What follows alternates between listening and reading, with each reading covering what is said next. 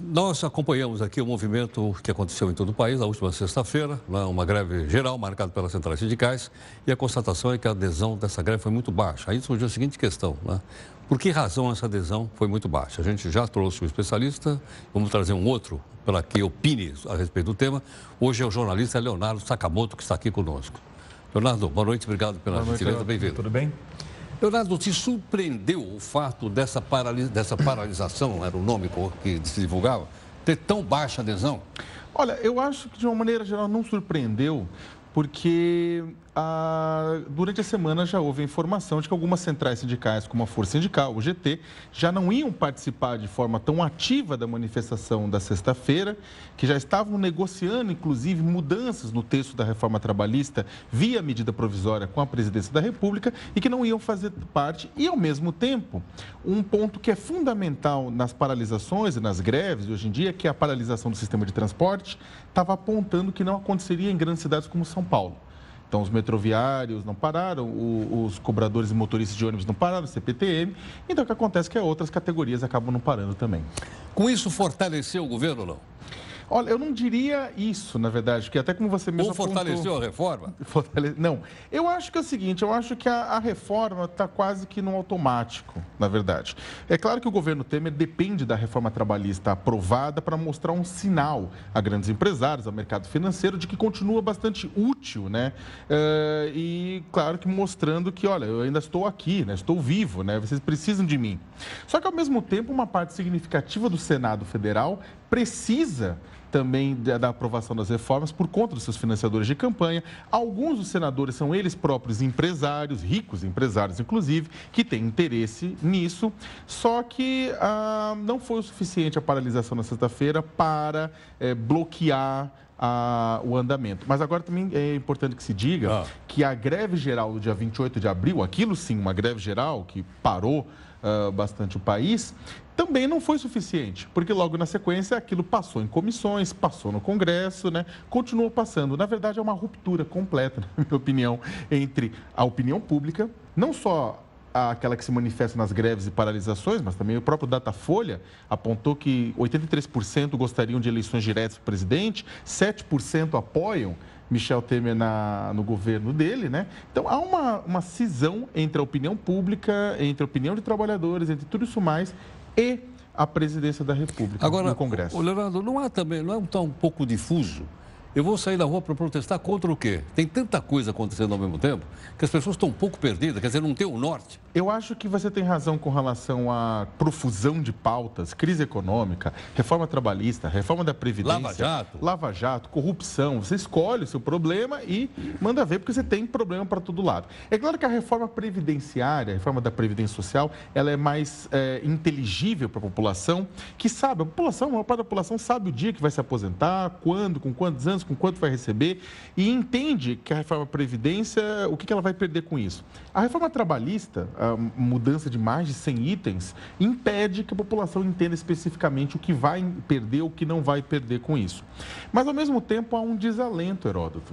A população, já foi constatado em pesquisas que a população brasileira está numa situação de desalento. Caiu um governo que diziam que era corrupto e que causava problemas econômicos e minha situação não melhorou. Né?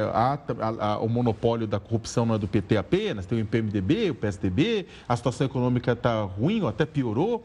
Então, as pessoas, na verdade, começam a sentir que não adianta nada. E isso é extremamente perigoso, e eu não estou falando por conta de paralisações e greves, mas é extremamente perigoso porque pode levar a um sentimento de que a política não leva a nada.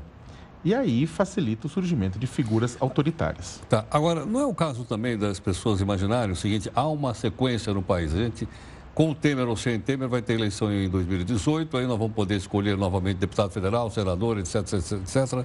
Quer dizer, a população está esperando uma nova era com um novo conjunto de gestores do país.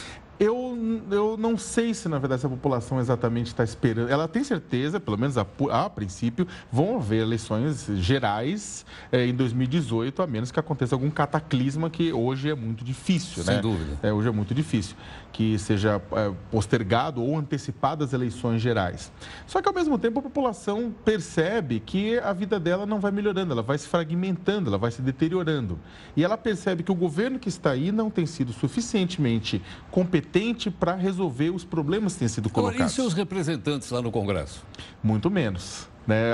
Talvez, pelo que mostra a própria pesquisa da Datafolha, a única instituição que compete com a presidência da República em rejeição é o Congresso Nacional.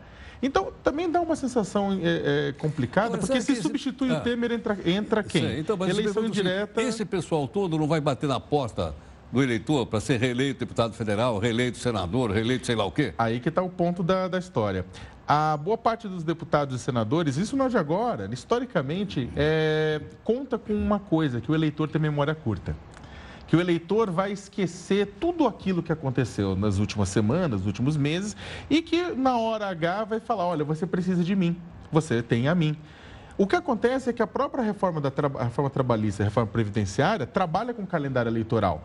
Porque na hora que entra o ano eleitoral, um ano antes das eleições do ano que vem, ou seja, a partir do setembro, outubro agora, na hora que vira isso, as pessoas começam a entrar em calendário eleitoral. Na hora que vira o ano, está totalmente já em campanha, em pré-campanha. E aí você explica como para um eleitor que você votou a favor da reforma da Previdência ou que você votou a favor de uma mudança trabalhista que pode prejudicá-lo. Então, os deputados e senadores precisam que isso seja aprovado o quanto antes possível. Caso contrário, fecha-se a janela de oportunidade. E aí, aqueles dois pilares de sustentação do governo Temer, que são tanto a velha política, que precisa dele para que a Lava Jato seja, para proteger dos resultados da Lava Jato, quanto parte do poder econômico que quer ver as reformas aprovadas, vai perder também essa janela de oportunidade. Sim, agora, você acha que o pessoal está contando com aquela amnésia tradicional do eleitor? Sim. Eles não sabem quem votou, não sabem quem vai votar? Não, mesmo com as redes sociais, você não acha que tem um elemento novo aí chamado rede social para a gente botar lá o nome do cidadão? Para eu compartilhar com meus amigos que eu não consegui telefonar para eles? E avisar. O problema é que a política, a gente até brinca, na verdade, quando fazer uma análise política, que se as eleições fossem na época da chuva, prefeito não se reelegia no Brasil em alguns lugares. Por quê? Porque a memória do eleitor seca e esquece que toda a cidade não foi planejada, não foi preparada para uma catástrofe como na época das chuvas. Eu acredito que as redes sociais, é claro, influenciam bastante porque a internet ela não esquece. E a partir desse não esquecimento, dessa memória viva circulando, pode, claro, influenciar no voto. E é isso que pega nas pessoas. Tem muito deputado que não está envolvido na Lava Jato, que fica pensando, para que eu vou me meter aprovando uma lei, uma reforma como a da Previdência, que é extremamente impopular, é tão impopular quanto o Temer, e depois, daqui a um ano, vou me lembrar que, olha, você votou nisso aqui. Isso, na verdade, tem pesado já nos corredores do Congresso. Imagina. Eu conversei com deputados federais que falaram, eu não preciso botar minha eleição a perder por conta das pessoas que estão envolvidas na Lava Jato. Agora, aqueles deputados envolvidos na Lava Jato precisam permanecer no seu foro privilegiado, o quanto for possível. Outros não. Então, a gente conta, é claro, que a internet seja o principal vetor de mudança. Agora, só para finalizar a questão das manifestações, que eu acho importante, São Paulo, Rio, entre outras, as manifestações foram realmente bem menores. Agora, uma coisa interessante é que Brasília, o sistema de transporte parou. Em outras cidades do Brasil, o sistema de transporte parou. Fora do eixo Rio-São Paulo, teve paralisações relevantes e importantes.